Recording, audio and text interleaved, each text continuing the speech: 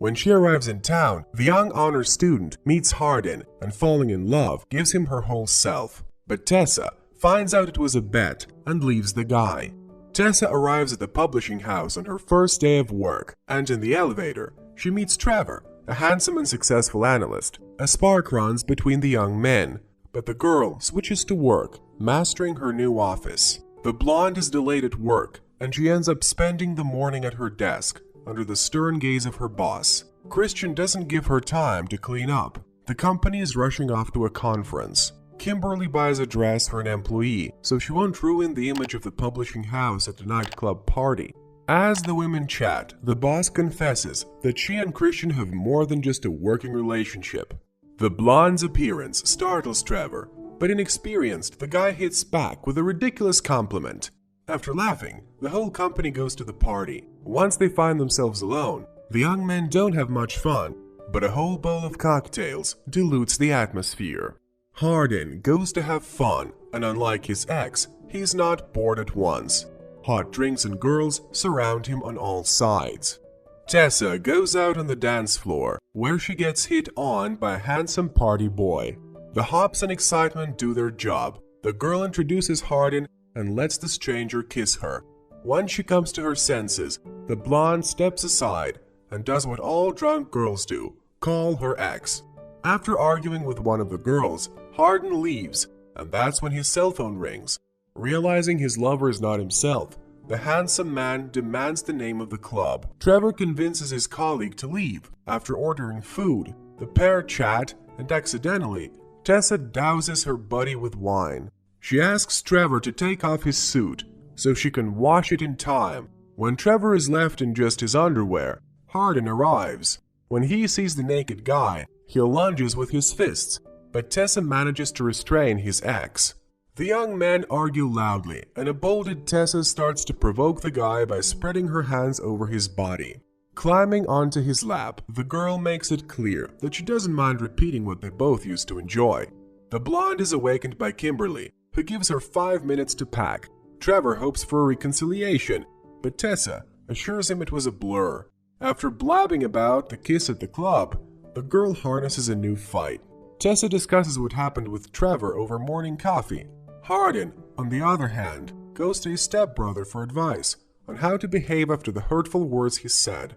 Landon is not supportive of his relative, but he still gets involved and texts the blonde. Trevor wishes his colleague a Merry Christmas and gives her a statistical report on her cab expenses. Thanks to this, Tessa buys her first car. Riding with Landon, the girl returns to talking about Hardin. She learns from her buddy that the ex flew to London. Deciding to take advantage of the moment, the blonde arrives at the apartment where they lived to pack her things. She's swept up in memories, and when she finds a gift, she can't contain her emotions. Hardin brings her mother instead of flying to London to see her. He asks his ex not to tell her about the breakup just yet. The women chat, discussing Hardin's baby pictures. For the night, Tessa decides to stay to avoid upsetting her ex's mother. The couple agree to sleep without anything there, but nothing comes out of it, and the night goes on uneventfully. Upon returning home, Tessa meets a buddy who happens to talk about her father. Calling her mother, the blonde finds out that her dad was looking to see her, but her parent chased him away. Tessa arrives with a suitcase back at Hardin's house, and the guy gets over his nightmares easier.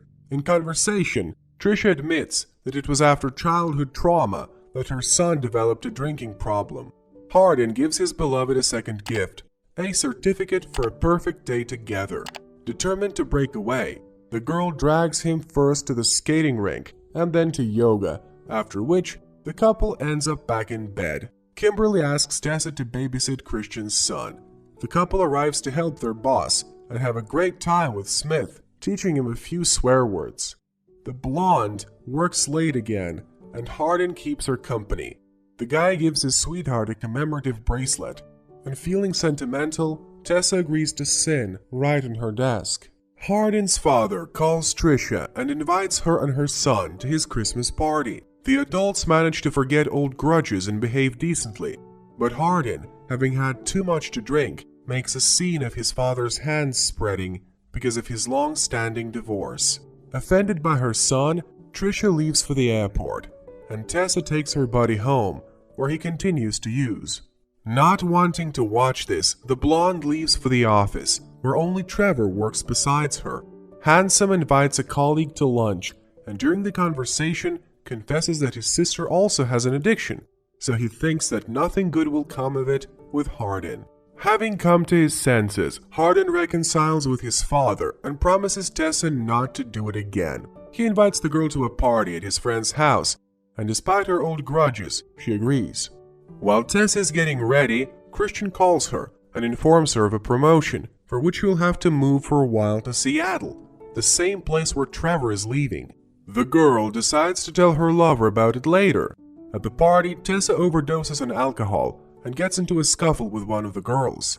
To somehow calm her friend down, Hardin takes her into the bedroom, where the couple reconnects right before the chime of the New Year's Eve clock. Tessa leaves her phone on the bed in the shower, and Hardin accidentally sees a text message from Trevor, in which a colleague congratulates the girl on her move to Seattle. Seeing that her lover has gone somewhere, the blonde runs after him and catches him in the company of another girl. The couple have a grand scandal, and eventually the young people send each other away. Waking up in her bed and seeing that Hardin never came home for the night, Tessa tries to call him. When that doesn't work either, the girl goes in search of her lover. The hottie himself asks her friend to take him home, charging his dead cell phone along the way. Tessa is distracted by the guy's call and misses an intersection, where a car crashes into her practically in front of Hardin. The guy calls all the hospitals, but he can't find his girlfriend. Landon also comes to his brother with a showdown, blaming him for what happened. Finally, Tessa's phone is answered, but it's Trevor who does it. He asks Hardin not to bother the blonde anymore, as their relationship consists only of the girl's tears. Back at the apartment, the girl finds a letter in which her buddy informs her of the breakup, realizing that their love is truly sick. Living apart, both suffer greatly, but Tessa continues to work and Hardin quits drinking. After hearing about a party at Christian's, Trisha convinces her son to go and wrestle for his sweetheart. The party turns out to be great, at which Christian proposes to Kimberly for his son. Trevor stays close to Tessa all night, hoping that they will go to Seattle together. He even admits to his friend that he answered her phone. The blonde doesn't seem to mind trying a new relationship, but when she looks up, she notices Hardin.